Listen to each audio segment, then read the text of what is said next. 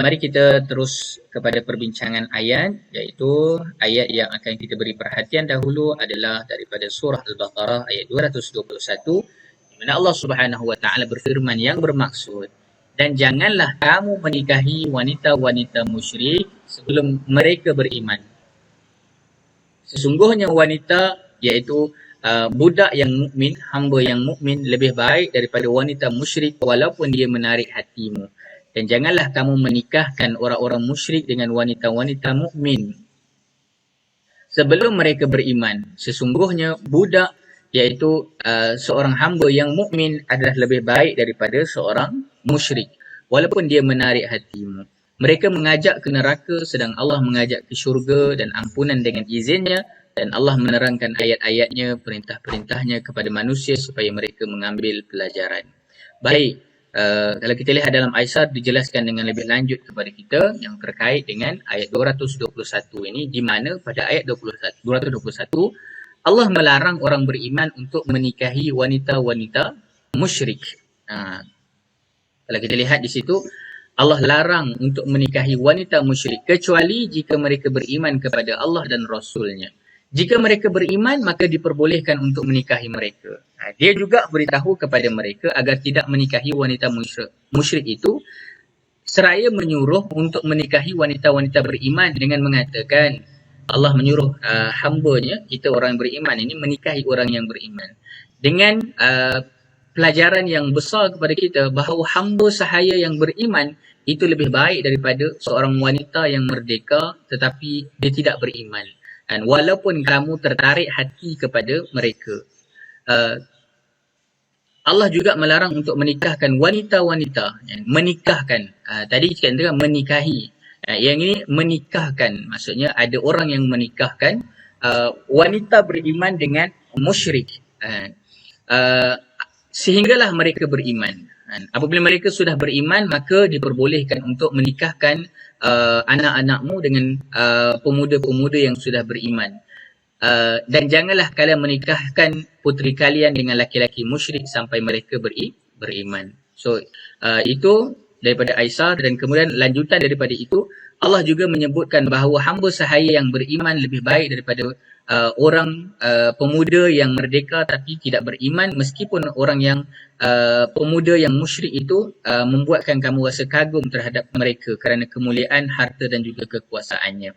Dan kemudian Allah menyebutkan sebabnya dan mengapa tidak dibolehkan untuk berlaku pernikahan antara seorang mukmin dan juga bukan mukmin, kerana mereka itu iaitu wanita musyrik dan juga pemuda musyrik itu secara fitrahnya ayat ini menyebutkan tentang mengajak kepada neraka, dan mereka akan mendorong kamu kepada neraka Allah Subhanahu wa taala. Sebab itu tidak diperbolehkan untuk berkahwin dengan orang yang belum beriman kepada Allah Subhanahu wa taala.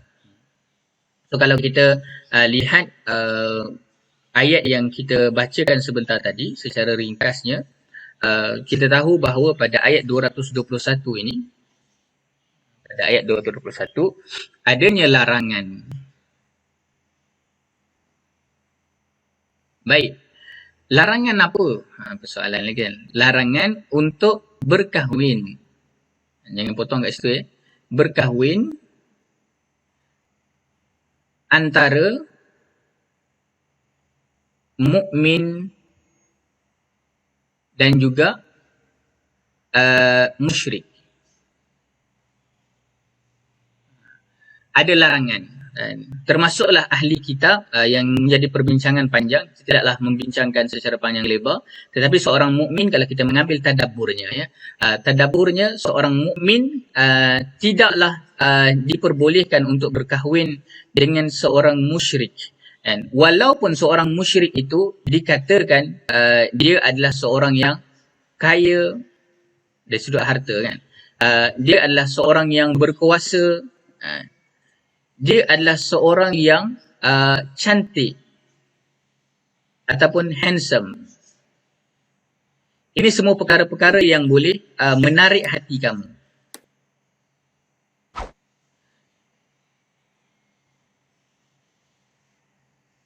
Tapi Allah bagi tahu ketahuilah sesungguhnya seorang hamba itu lebih baik daripada seorang merdeka. Di mana hamba ini beriman, sedangkan orang merdeka ini musyrik. Maka kedudukan hamba ini lebih tinggi, lebih mulia berbanding dengan seorang musyrik sekalipun dia memiliki semua yang di atas ini. Apa poin besar kalau kita nak mengambil daripada perbincangan kita pada kali ini? Antara pelajaran yang kita nak berikan perhatian sungguh-sungguh adalah kalau kita lihat kepada perbincangan ayat ini, ia mengajar kepada kita tentang satu nilai perkahwinan. Nilai perkahwinan.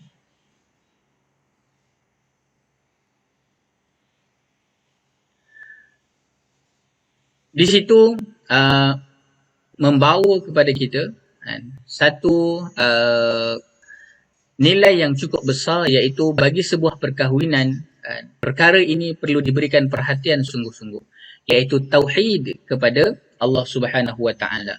Bila perkahwinan yang didasarkan oleh tauhid, perkahwinan yang didasarkan oleh tauhid, perkahwinan yang didasarkan oleh iman kepada Allah Subhanahu wa taala, inilah sebagai foundation, inilah sebagai asas yang paling utama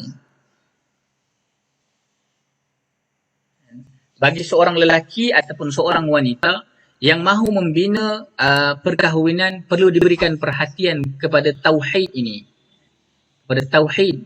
Sebab itu kalau tauhid tidak diberikan perhatian, kita boleh lihat bagaimana kerosakan demi kerosakan yang akan berlaku. Tetapi kalau tauhid diberikan perhatian, maka ia membawa kepada keluarga sakinah.